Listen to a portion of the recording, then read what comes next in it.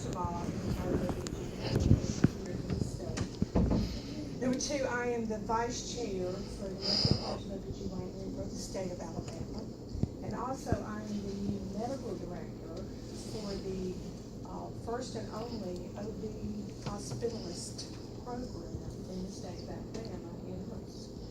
We have just started this program, and it's a 24/7, 365 OB in-house, all type of program for emergencies. So I'm kind of here in a multiple capacity. What I would like to address today is, first of all, let me say, ACOG, personally myself, we do have no objections to the midwife model of care. Okay? I'm former military, 10 years. We had certified nurse midwifery programs. They're absolutely wonderful programs. So please do not think that this is an objection to midwifery care, because it is not. And actually, I'm very happy that we brought up the educational component, because at ACOG nationally, you know, we weren't here last year. And I think I've been here, this is my 4th or 5th year here, but we weren't here last year. The year before, you know, it was a very contentious kind of hearing. In the last 3 to 4 years, the American College of OBGYN, the American College of Nurse Midwifery have been in, a lot of work has been done trying to standardize these educational components. So what I'm going to read for you is I actually had our national office comment on this bill. Okay, and I'm going to let you know exactly what they had to say. It says, I had a chance to look at HB 284. Licensure is good. It's mandatory, which is what we want. We want licensure and oversight. Okay. Yeah. If you will, go ahead and finish this bullet point. Okay. However, the educational is consistent with the new international standards, which the goal is by 2020 to have all midwives. It doesn't matter if you are a certified nurse midwife, which is kind of like your certified nurse practitioner, certified midwife, which is like a PA, some of you may understand, and the CPMs really don't have an equivalent, but what the colleges and the nurse midwives have done is said everybody comes up to this level.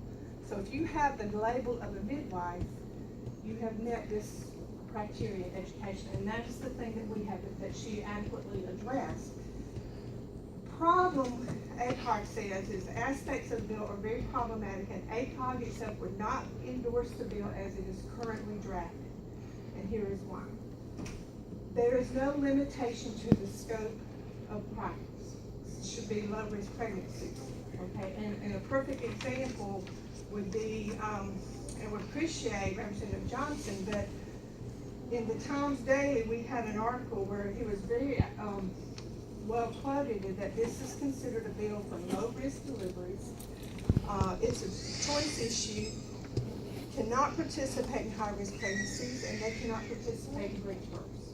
And so the bill is designed to be for low risk, but low risk is not defined in this bill. And the response from the Alabama Birth Coalition was that the attendance of breech births will be determined by this board of midwives. Okay. So you get into this issue of who's deciding what, and the board of midwifery here is not a true board of midwifery; it's a board of certified professional midwives deciding. And the board consists of 4 certified professional midwives, 1 physician, and 2 laypersons. There is no other midwifery component to this board. Okay. Number 2 is ACOG prioritizes meaningful informed consent. It should be specified in detail in the law and preferably standardized with the development of consent that all midwives must use. And there is no accommodation for rigorous case outcomes reporting. How do we know how to do it? How do we know what's happening? That's what happened in Oregon. The Oregon law was changed, and the actual birth certificates in the state of Oregon were changed so that you could reflect and adequately collect the data for what the outcomes were, and that's where the New England Journal of Medicine article came from adequate data. Now, I have a sample. ACOG sent us a sample. This is a law that was passed in 2015, and it's a CPM law from the state of Maryland. And it specifically specifically addresses in detail low risk, scope of practice, consenting, liability, and forbid. The other concern I have is in this bill, they repetitively and have said over and over, this is not the practice of medicine. Okay.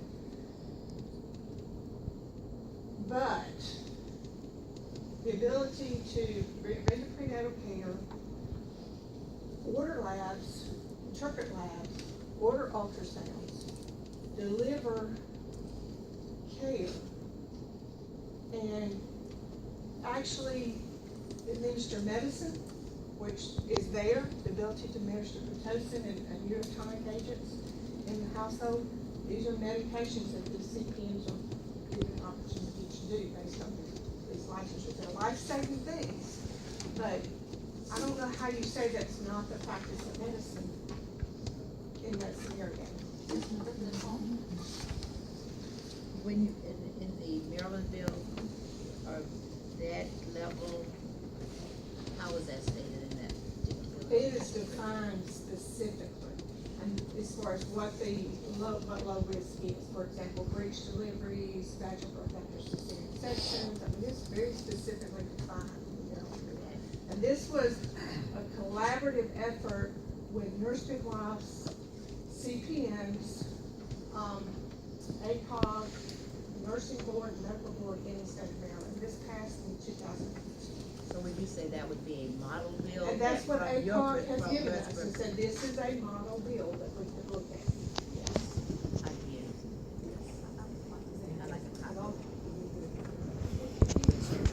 Yeah, I will have to, Mark can make a copy. It's fairly extensive, but we can, yeah, I will do that.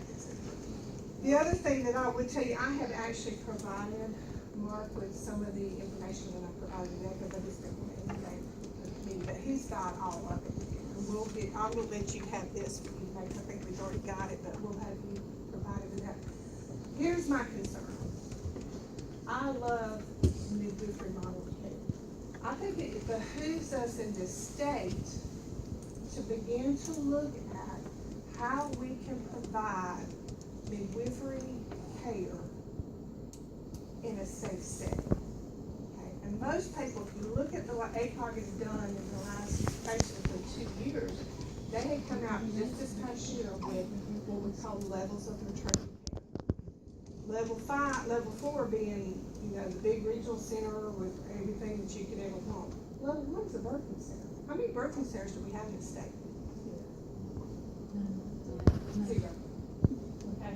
So if we're gonna look at rendering a midwifery model of care, and we're gonna look at providing care, even in some of our rural communities, I'm not sure that I want a CPN out in the middle of a rural community doing that. I would rather have some of the things that we have going on right now with the health department, which is we have family practice, we have OB family practice, we have CNMs, we're doing a centering, is it Sahaba, we're doing a centering of pregnancy, where we're bringing the midwives into the communities. And I think there's a better alternative.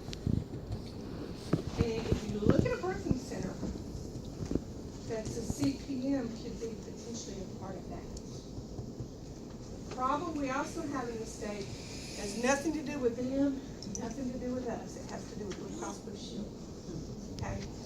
We do not have people who want to pay, right? Payers for care. Okay, now, all that said and done, I can't remember, they just said, somebody said it was $3,000 to $5,000. You know how much an OB gets paid for 9 months of care with Blue Cross Blue Shield? $2,700. You know how much Medicaid pays that same position? $1,695. 9 months of care, delivery, and postpartum. If it's the practice of medicine and you want medical insurance to reimburse you, then it's practice of medicine. So I think we need to sit down, and we do need to have collaboration. We do need to talk, because we are in a state, in this state, where we have some problems in our rural communities. Other questions for them? Madam Chair, outstanding testimony. I thank you for your words. I want to go back to low risk for a second.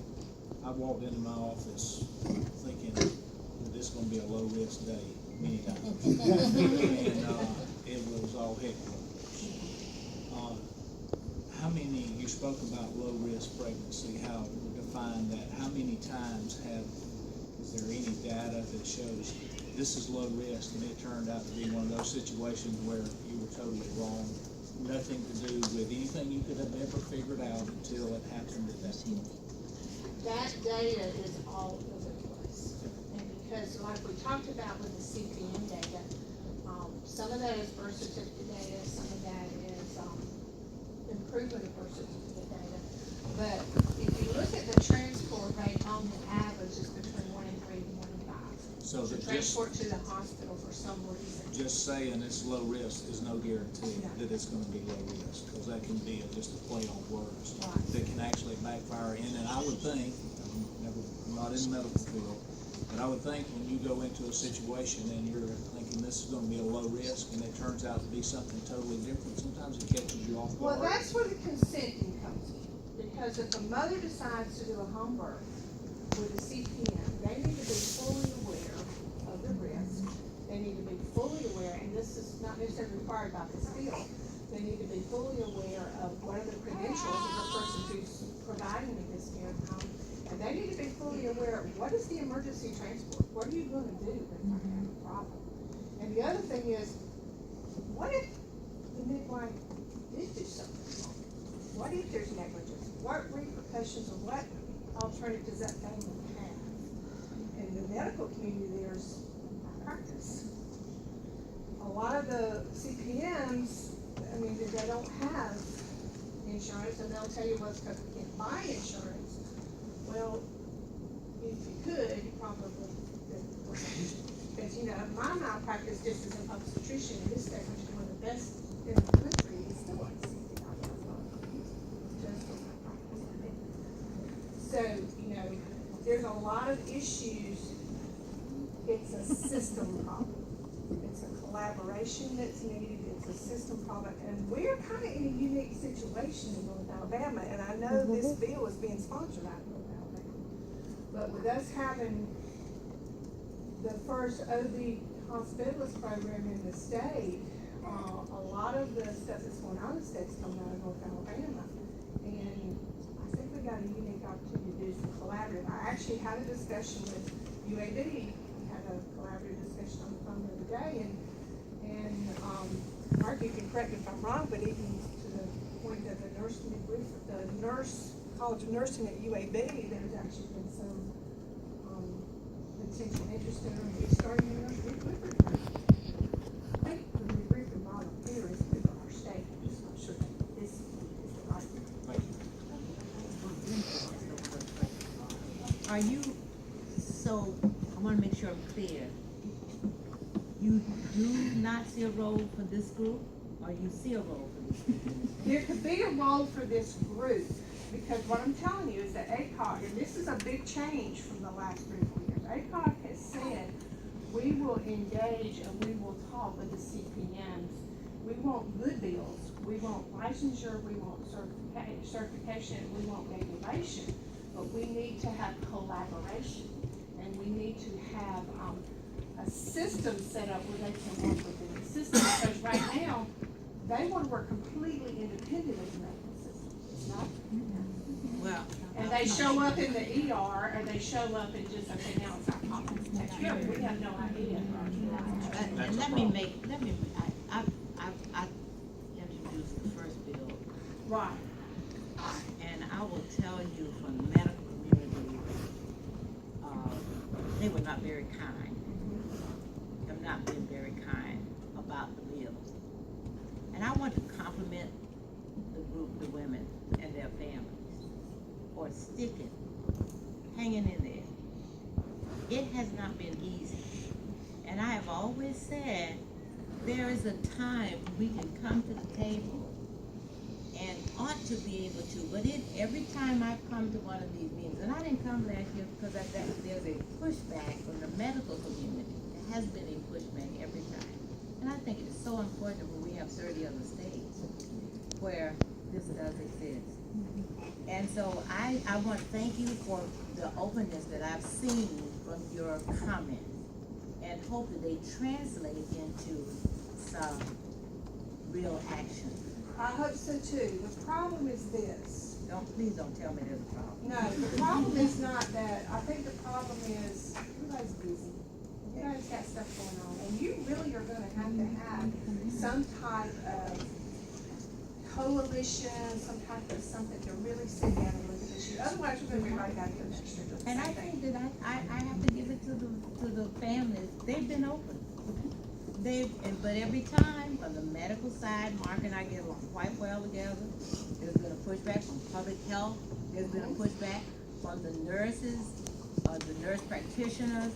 There's been a pushback, and and the kind of thing they say is if you've lost your mind because you want to support a family or a group who would like to have an opportunity for this to happen. So I say to you, thank you for the openness that you come to the table with, and I hope that this translates into something other than another meeting where we didn't get anything Well, Ms. done. Hall, and that's the point I would take it, is that this is the first time, because there's been a lot of work done behind the scenes nationally in ACOG in the last 3 to 5 years, ever had a way to get to approach this. We appreciate all of you for your comments today. Representative Johnson, if you want to. Hey, can I have one more question first? Make it quick. You indicated the board makeup, wasn't very good. What would you recommend on that? I think the board needs to have physician representation, it needs to have lay representation, it needs to have CPM representation, it needs to have nursing representation, probably needs to have some, ability to, look at what is the legal ramifications of all that. Yeah. Thank you all for your comments today. I appreciate everyone being here. Okay. So Representative Johnson, come up and close this up, and I think there might be a couple questions for you here as we. Sure, can we go and get these questions first? He had one. I just wanted to ask the lady in red, would you have been a high-risk case, low-risk case? With the VBAC consideration, yes. But a VBAC is a vaginal birth after cesarean. But also you had no trouble, What? but also you had no trouble. No, I had no trouble.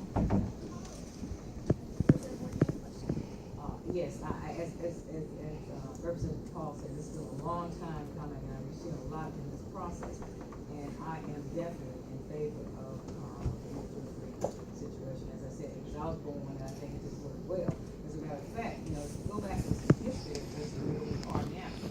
The first midwives training was at Tuskegee University, the School of Nursing. And I just wanted to make sure we understand it, Tuskegee is serving the state as a quasi-private institution. We started the midwife training. And the reason being was as during the time, African Americans didn't have the accessibility of the hospitals and the doctors to come. And I think that, when we look at things, and when we really look at our full discussion here in this legislative body, we have done everything that we can do to discourage abortion. And here we are now with a group that wants to bring life. And we're gonna have to, be open to where we are, and especially you men. You have never had the God-given privilege of having a baby. So I think that, as we go along, especially with your board composition, I had to bring that out because I didn't see that diversity language there. And I said, And that was one of the things I need to add. We already recognize that, if we're gonna add, that's something that we will add, but it's already been to our attention. if we started in the state of Alabama, we need to be around the table. And let me tell y'all a couple of Amen. And let me tell you a couple things, and I don't think it's intentional, but I think there's some accidental misinformation. One is, in our bill, we did have an OBGYN on board. There's at least one, but we're not totally closed-minded to adding and changing. Y'all know, I'm speaking to a group of people who understand the process of legislation. And you understand that we've got to get something down in paper and work together. And I think all sides you've heard today, that this bill's made tremendous progress over the last few years. And, but, I come back to close with this. Our rural health care has totally diminished. I represent 4 rural counties, and I think y'all know what I'm talking about. It's all concentrated, and yet, and thank God for the state trooper, but we will give an award to somebody that helps a woman on the side of the road deliver a baby. But yet, we're gonna criminalize and put in prison these women that are willing to help. And yet, out of one side, we say, listen, it's free, and we support a woman's right to have a baby at home, and that freedom. We just don't want anybody certified or trained to do it. And I'm just, that's what I think is important. We gotta be open-minded, and I appreciate so much what all of you said. But, we're listening. We'll try to look at what we can do. But this is a matter of freedom. We're talking about a very small percentage. I can tell you, my wife, I think a lot of speak for a lot of women, they can't imagine doing anything else. They want the painkiller, they want the doctor. But we're talking about a piece of freedom. And I know what it's like, because I got to tell you, when my grandchildren have been born in hospitals, I take a little bit of offense that a hospital, my daughter-in-law has just delivered a baby, and yet her husband or she cannot walk outside of that baby without getting permission. That's right. Mm-hmm. That's their baby. That's right. And yet, these mothers just want the freedom to have a baby at home, and they want to be in control of that baby at their home, and not somebody dictating. This is a freedom issue. So thank you, members, and thank you, Ms. Chairman. Now we want to have a great year. Yes, sir.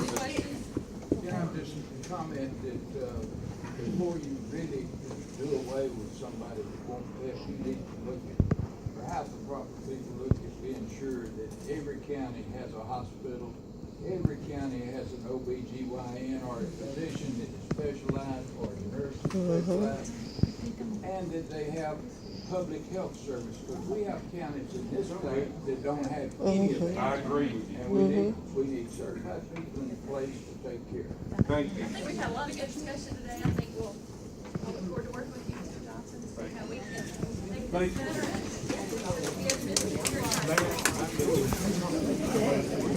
here.